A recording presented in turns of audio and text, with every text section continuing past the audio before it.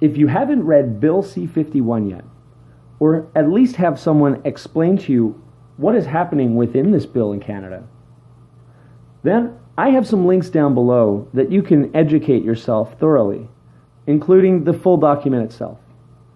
For those who know what is going on, we all know that this is a bill that is designed to take away our rights to free speech and privacy. Those who ignore that may have a different agenda aside, and this is what I believe to be with Rebel Media, who, by the way, created a video saying everybody protesting against this bill are confused communists. And if you don't believe me, just listen to her opening statement, as well as the blurb within that video, and she's going to tell you that this is what she is presenting as what the whole protest was about. Before I go any further, take a look. This was a picture I took before the first video I made. And this was 110 likes and 21 dislikes. And it was as low as 5 dislikes to the 55 likes before. Okay? And now take a look. It is a whopping 237. There's actually even more than that since last, but this is when I took the picture, to 209 likes. Guys, you did an amazing job. But getting on to the point, these guys are not looking for logic. These guys are not looking to reason with people. And it becomes more and more obvious as you take a look into the fallacious reasoning that they do present. So when you can't make any argument that defends your standpoint, like being on the side of Bill C-52, if you can't hit the point, you got to hit the person. And that leads us to our first fallacy, called the ad hominem. This is Latin for to the man. And it's attacking the person making the argument rather than the argument itself, when the attack on the person is completely irrelevant to the argument the person is making. The logical form of this is quite funny. This is why it's such an effective tactic, and you will see this everywhere if you are going to enter into debates. Person 1 is claiming Y. Person 1 is a moron. Therefore, Y is not true. You're going to hear this all the time. What do we get? Tinfoil hatter? Ever hear that before? Well, that's an abusive ad hominem, and there's many different forms of it. The one we're going to be focusing on today is the guilt by association. Okay, this is one that you need to definitely memorize if you are interested in knowing your fallacies, because this is also a very, very heavily used one as well. It can sometimes also be a type of ad hominem fallacy. In this case, it actually is. If the argument attacks a source because of the similarity between the views of someone making an argument and other proponents of the argument. The form of the argument is as follows. Source S makes claim C. Group G, which is currently viewed negatively by the recipient or the audience, which you see below, also makes claim C. Okay, so they both make the same claim. Therefore, source S is viewed by the recipient of the claim as associated to the group G, and inherits how negatively viewed it is. And this is what's happening here. This is what their major plan was. And I'm going to break these fallacies today down into 3 points. This is the major plan, the guilt by association. They take this, and what they want to present to their audience is saying, see everybody over on that wall? Everybody believing claim C, that Bill C-51 is against our rights? They're all communists. Look at these communists over here. They're all communists. That's what they're trying to get at here. Okay? Very, very, very commonly used. And like I said, this is one to memorize. Okay?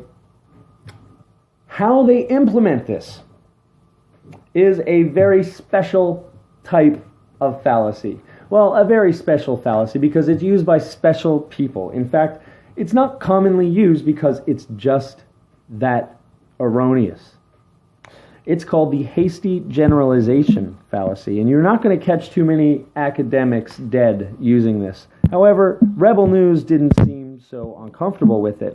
And this is basically how it goes. It's an informal fallacy or a faulty generalization by reaching an inductive generalization based on insufficient evidence, essentially making a hasty conclusion without considering all of the variables.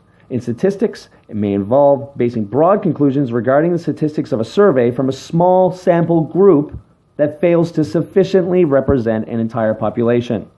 That's what's going on here. And I'll show you how. They actually do it 2 times over in order to implement their guilt by association fallacy. So, hasty generalizations work like this. And they're going to be using the X as communist. This guy's a communist. This guy's a communist. This guy's a communist.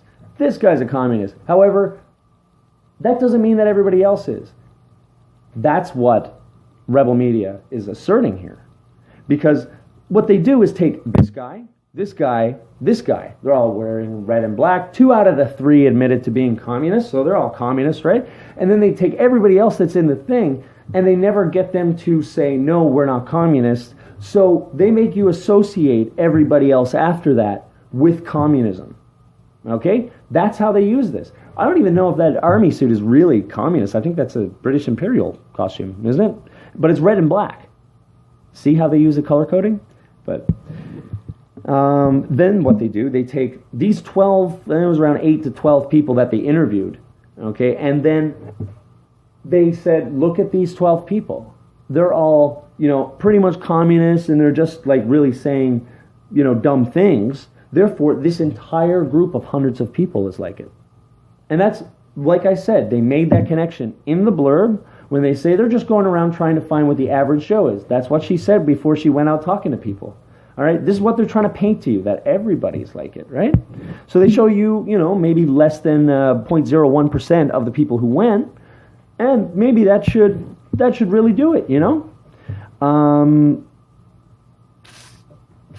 How else did they try and implement this? Cherry picking, that right there. Okay, this one is another huge problem in public debate, as it says here. It's also known as suppressing evidence. Pretty straightforward, right? Fallacy of incomplete evidence is the act of pointing to individual cases or data that seem to confirm a particular position while ignoring a significant portion of related cases or data that may contradict that position. It is a kind of fallacy of selective attention, the most common example of which is the confirmation bias. So what they're going to do, they're going to, well, especially in this video, we have our wonderful editor over at Rebel Media that likes to cut people off right after they finish saying their ums and ahs, and they're just trying to collect their thoughts. But whenever it seems like they have their thoughts ready to go and they're about to say it, cut off to the next person. Guy's an idiot, don't listen to him. That's basically what they did here. This is called cherry picking. They're taking the worst parts of their argument and presenting it towards us in the way that they want us to see it, right? The selective attention. They want to give us a selective attention. There's many different ways that you can do it, like people will take the worst arguments. In this case, it's very specific. They edited out everything but the worst sounding words that these people said. Very basic, very facile. And the editor, I hope he doesn't claim himself to be a news editor, because he should be very, very ashamed of himself. So that's how they bring it forth. And what they want to do with this, from what I can see, there was 2 major things that I saw. And out of all of these, the plan, the implementation, and the motive, there could be many other ones. But this is what I saw. I saw a big, fat red herring. A red herring is something that misleads or distracts from a relevant or important issue. It's a diversion. It's just a distraction technique. It's a big fancy word for that, really. So we get this all the time. It's all about distraction. If you're distracted, you're out of the game. They've taken time and energy away from you. So these red herrings are possibly the most effective because they'll fight a war of attrition, meaning that they're just going to run down our resources. And our time and energy are limited, whether we want to believe that or not. So watch out for red herrings. This is what they're trying to do here. They don't want to make this about Bill C-51 because this is completely undefensible. You can't defend this bill. Not if you're going into the points and you're addressing them point by point. You sound like you embrace communism, basically. And that's the problem with this whole thing, by the way. The rebels right, in a way. There's too much communism in our activism. Every time I go to a rally, it's only left wing that is being pushed. It's never about liberals, never about conservative. Not that I'd ever support them, but it's always about going with a socialist side because apparently they're the only ones that care. That's what this is about. But anyways, I digress on that. The other thing that they're trying to put towards us as well is to not make this about our rights. Make this about a false dichotomy, okay? And the other words for that is like a false alternative, false choice, black and white thinking. For the French out there, the academic word would be ménichéen. It means that there's a good and a bad, and that's it. There's no other way around it. You are either for Bill C-51 or you are a communist.